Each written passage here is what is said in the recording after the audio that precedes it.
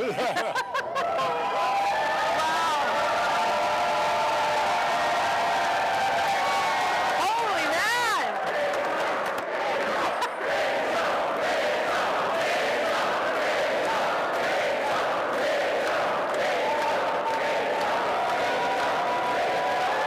Wow! Wow, you guys, crazy! What a great crowd! This is amazing. Wow, I've never spoken in a setting like this. This is awesome. Wow, good afternoon, everybody, and thank you all so much for that amazing welcome. And I guess I should probably start, I suppose, by ending the suspense a little bit. So to my dear friend, Raj, and of course to my friend and future colleague, Jody, and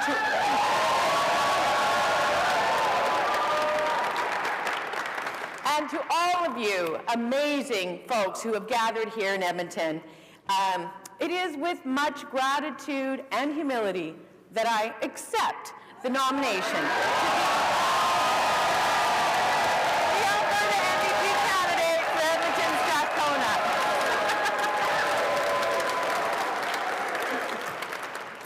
As if I was going to say no. I mean, seriously. That would have been quite the story, though, I suppose. But, you know, Raj, where'd he go? Where did he go? Somewhere over there. There he goes. Raj, you know, it means so much to me that you, in particular, were able to make it here today. Fun fact for those here who may or may not have already heard about it, today is exactly 26 years since Raj was first elected as the MLA.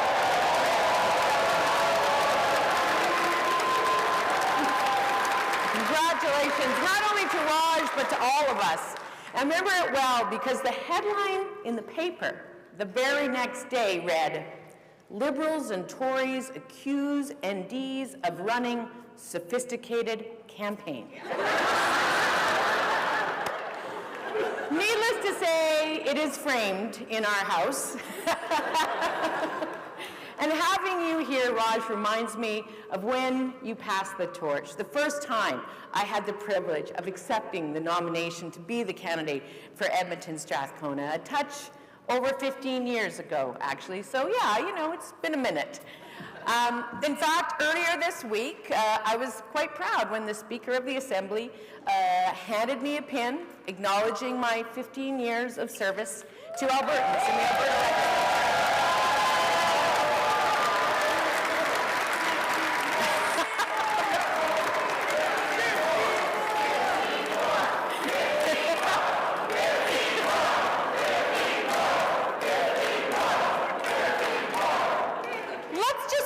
On the next score. How about we do that? You know, the Speaker actually told me that, get this, I apparently have served a total of 5,481 days in the Assembly. 5,481 days, and I gotta tell you folks, you know, it does not feel like a day over 3,263. In all seriousness, over 15 years ago, I stood before our party and accepted this nomination because I believe in this party. I believe as well in this province. And let me be clear, New Democrat values, NDP values, are Alberta values.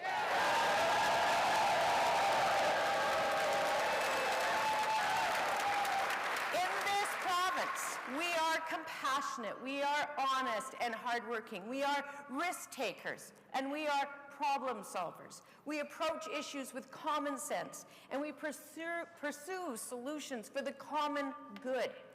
We believe affordability starts at the kitchen table, not the boardroom table.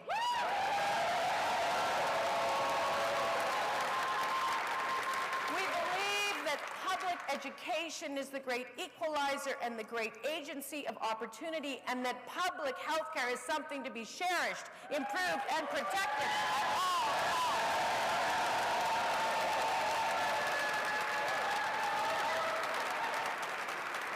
We believe that in a fair and prosperous economy, every single working person deserves fair pay, fair benefits, a safe workplace, and fair representation.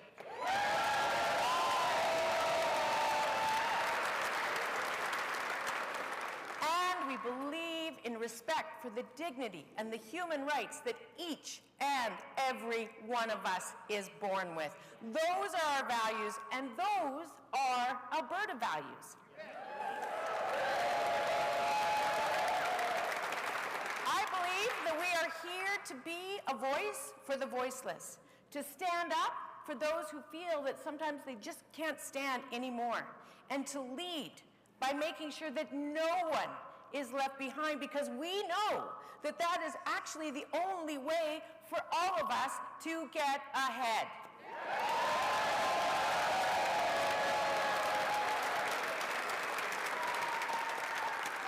So that's why I do this, and those are my values, and seeing all of you here today, I know that they're yours too. Now, back in 2008, seems like a long time ago, but back in 2008, it was a thrill to go into the legislature every day with Brian Mason. I used to say, or people used to say, you know, he was the leader, I was the caucus. Caucus of one. Needless to say, arguments with the leader were polarizing. Thankfully, that ended in 2012 when we were joined by two people who became dear friends and colleagues, David Eggen and Darren Billis.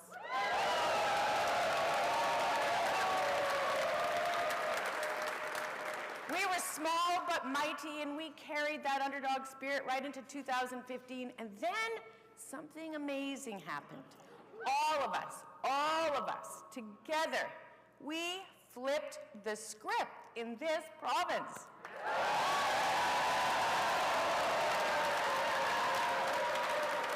In 2015, we showed Alberta that there was another way to do things, and after 40 years, we started governing differently. We didn't pit climate change against pipelines. We focused on addressing both issues. We didn't cut healthcare and education. We invested in both issues. And in the depths of an energy crash that robbed the Alberta Treasury of billions and billions and billions of dollars, we did not make families pay for the price of that. Instead, we raised them up. We funded school lunches for kids who needed them. We built a cancer center for patients facing the worst diagnosis. We offered vulnerable Albertans hope, and you know what? In the process, we also cut child poverty in half.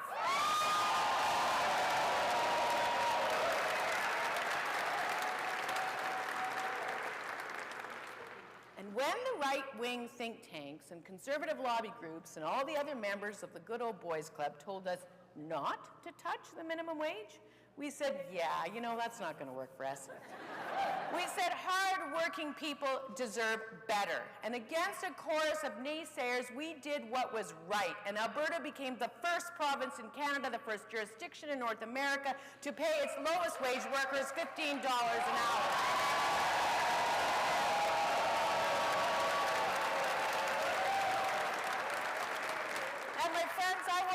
Forget when sometime later, you know, when I was out shopping and a young woman just came up to me in the store, and while she was on her shift, and she leaned in close and she looked over her shoulder and she whispered, because of you, because of the NDP, I don't have to drop out of university. Thank you.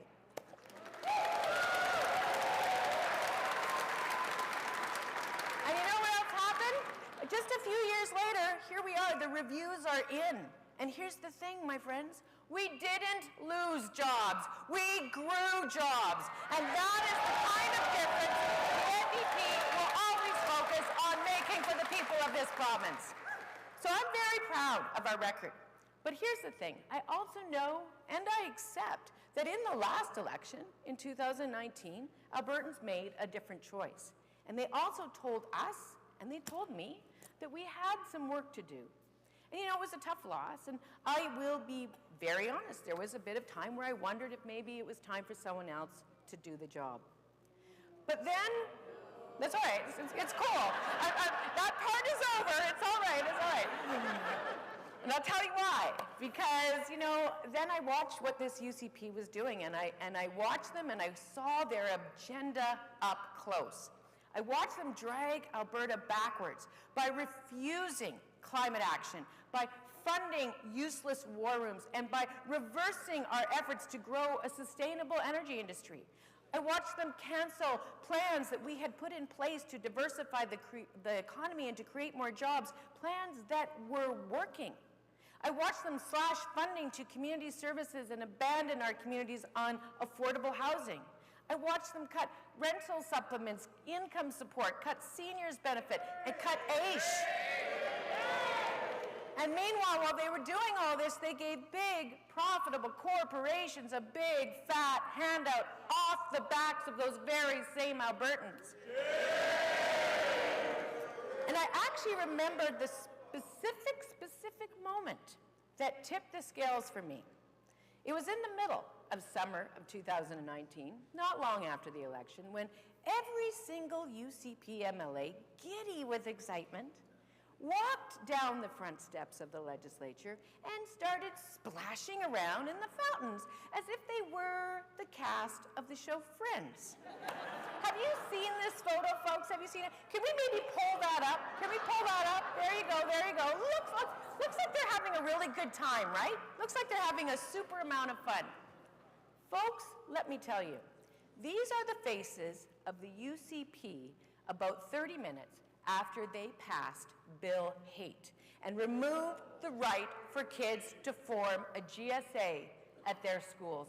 This is how your UCP government celebrated the decision to end protections against bullying for children who just needed to feel safe.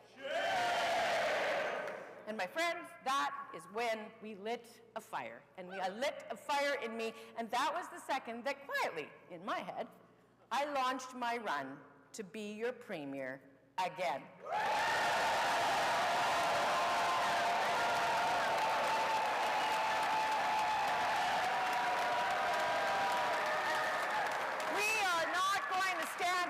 And let this group of Albertans, or this group of UCP, take Alberta backwards and hurt our children. And I'll tell you something, since that day, I have been so honored to stand up for Albertans alongside an amazing, strong, capable, thoughtful, kind, and talented team.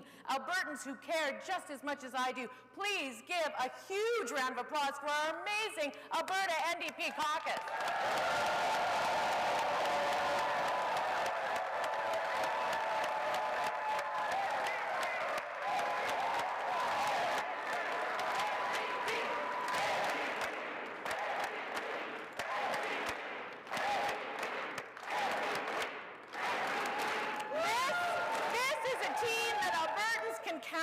And I know that because they have raised up the voices of Albertans who've been let down by this UCP government.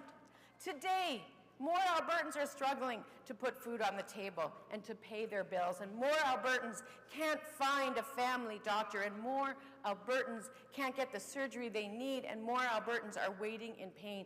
And let me tell you just a little bit about some of those Albertans who we have been speaking up for over the last while. Just a few of the Albertans who've shared their stories with us. Madison is 22. She works full-time while attending university to finish her bachelor's degree. She told us that at the end of the month, she has literally nothing left. Nothing for savings, nothing for emergencies, nothing to pay off debts, nothing. Ed runs a business in Cold Lake, and through the pandemic, he had to take out a second mortgage to stay afloat. He works twice the hours for half the income. He didn't get any help from the UCP, even when they promised it. Mona is 62. She's had the same family doctor for 8 years, but in November, get this, she had to go into a lottery to determine if she could remain a patient of that doctor. A lottery for health care in the wealthiest province in Canada. And to be clear, my friends, she didn't win. These problems weren't all caused by the UCP, but many of them were. And the UCP's failure to respond to these problems definitely is their fault. And when people needed stable, capable leadership through these dueling crises, when they cried out asking their political leaders, can you please stop your nonsense and focus on what matters? The UCP, well, they rejected the premise of the question. So my point is this. Over there, they might have the word united in their name, but our caucus, we are united in cause, because we are united in your cause. We are united in Alberta's cause. We are united in Alberta's priorities, making life better for every single person in this province.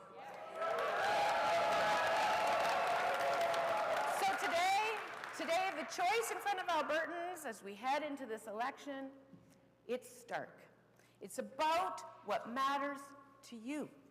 Instead of demonizing teachers, firing educational assistants, cutting supports from vulnerable students, and forcing them to learn the most backwards curriculum we've seen at least in 50 years, we will reinvest in classrooms, we will hire more teachers and more EAs, and we will write a better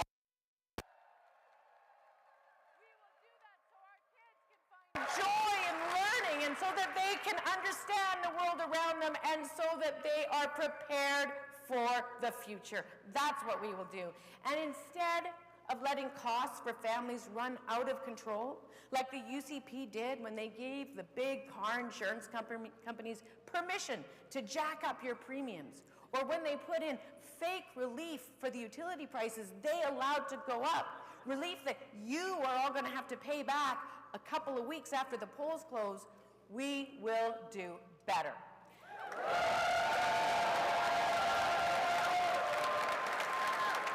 We will get your insurance costs under control. We will deal with skyrocketing utility rates to bring your costs down now and after the election.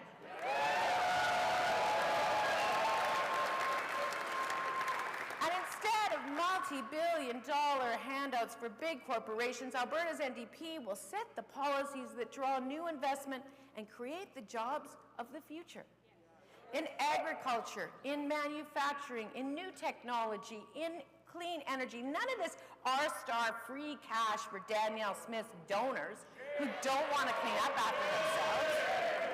No. We are going to lead our energy industry into the future. Diversify, and creating jobs through the very process of cutting the emissions that are threatening our planet. And so instead of fighting with healthcare workers and making Albertans pay more for their healthcare, even as it becomes harder to access, we will make the bold reforms necessary to ensure another 1 million Albertans have access to doctors and family health teams.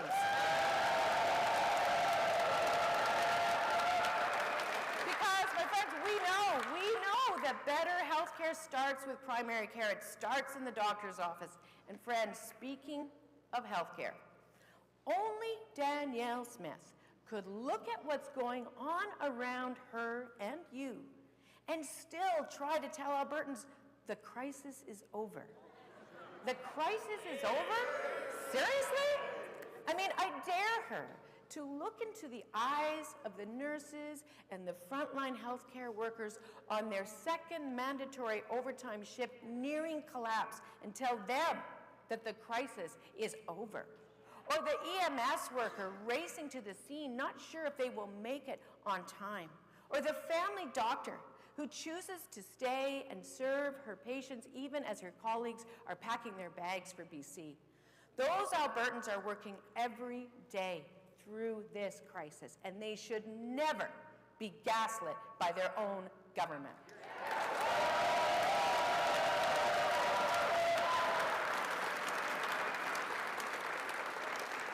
Those hard-working frontline healthcare professionals should be respected, and they should be heard. Now, the truth is, Danielle Smith just doesn't have the answers, because she's never spoken to those Albertans who most of those other Albertans who actually know what really matters. How else do you explain these bad ideas that she keeps running around with, like firing the RCMP or gambling with your Canada pension plan. And let me be clear, folks, on that one, they've stopped saying it out loud, but know this for absolute certainty. The UCP Brain Trust is absolutely coming for your Canada pension plan. So my friends, know this. Alberta's NDP will be there, and we will never let the UCP or Danielle Smith get their hands on it.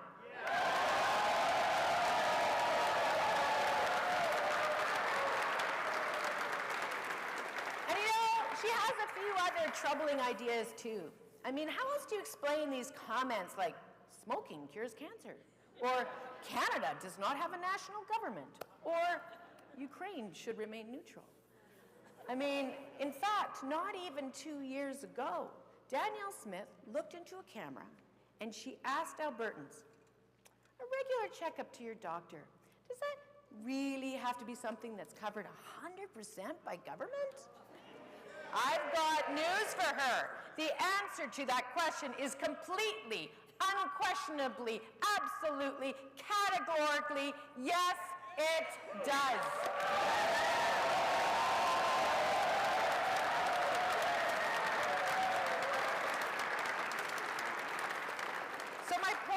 She said all these things out loud. And here's what's really scary about all this. Right now, when our premier walks into a room, we have no idea what she's going to say or what she's going to do more than 90% of the time. And I don't know about you, but I'm not going to bet our province's future on less than a 10% chance that she'll accidentally get it right. You know, when the UCP's primary campaign strategy is to keep their leader away from a microphone, that's how you know that you cannot trust her or her party to run this province.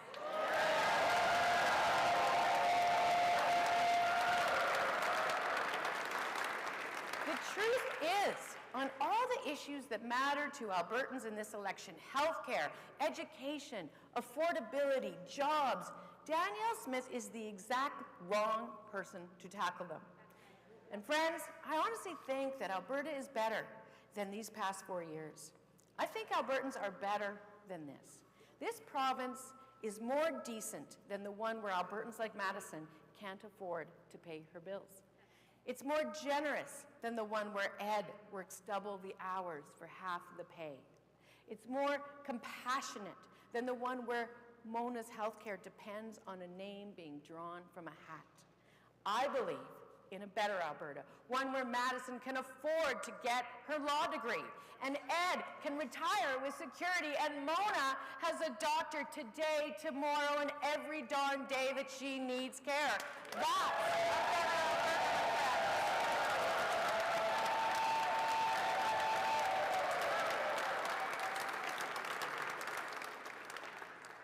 But the better path is not always the easier path. Don't we all know it? You know, I've watched my dad be the lone voice against 75-odd Conservatives. Together with my mom and a small group of dedicated volunteers, they knocked on doors that, frankly, it was a little unsafe to knock on. They had to work 3 times as hard. Fortunately for me, and unlike my dad, I don't have to face that alone, because all of us here, you know what we have? We have each other. And today I tell all Albertans that this movement is the start of something better. And together we are going to paint this prairie a bright, bright shade of orange. We love this province too much to let the next 4 years look like the last 4. 6 months of Danielle Smith is 6 months too many. Now is the time for change.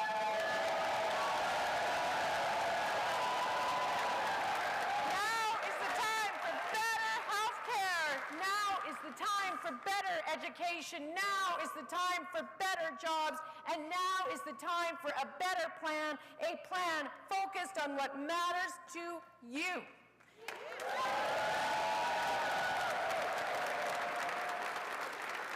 And I want to close just by saying this. You know, I love this city. And of course, I love my little slice of it in Edmonton-Strathcona. It's where I wanted to live when I first moved to Edmonton. It's where I've raised my beautiful family. It's where I run. It's where Johnny often takes Lou for a walk. I love the small business that makes it unique, the arts and the culture that make it vibrant. I love the old houses and the big trees, and of course the neighbors, good people, looking out for one another. The province, you know, our province here, it might be blessed with abundant natural resources, but that's not what makes our economy strong. And Alberta might have the biggest surplus, but that's not what makes us rich. And our mountains and our natural spaces are the envy of the world, but that's not what makes more and more people from across the world move here. It's the Alberta spirit. It's the Alberta people. It's all of us. It's our beliefs that good people coming together can do good things. It's the fact that we can overcome our differences, and that we can build a better province.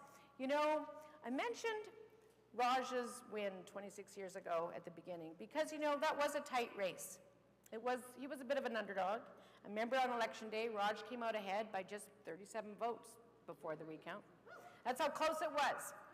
Fact is, my friends, it's the same today. This is going to be another tight race all across the province. And every vote is going to matter. And every doorstep is going to matter. And every phone call is going to matter. The fate of the province is in our hands. And we can't stop now. Not with so much work left to do, not with children to educate and families to help, not with seniors to support and healthcare to fix, not with jobs to create and a province to build. Together, my friends, we are going to march on to a better future. It has been a privilege to serve as your MLA, as your leader, and as your premier, and I very much look forward to carrying on in all three of those roles again.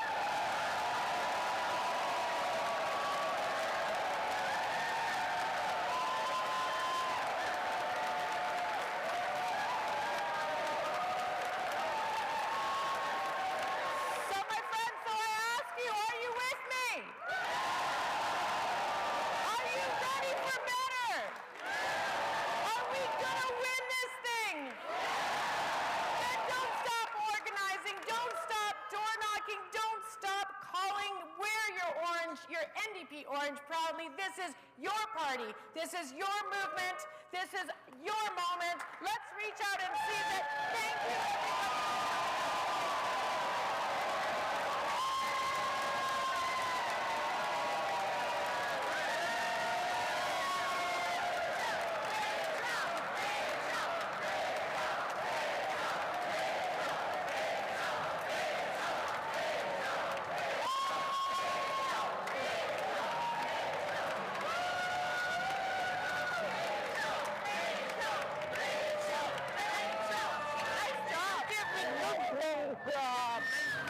Nice job.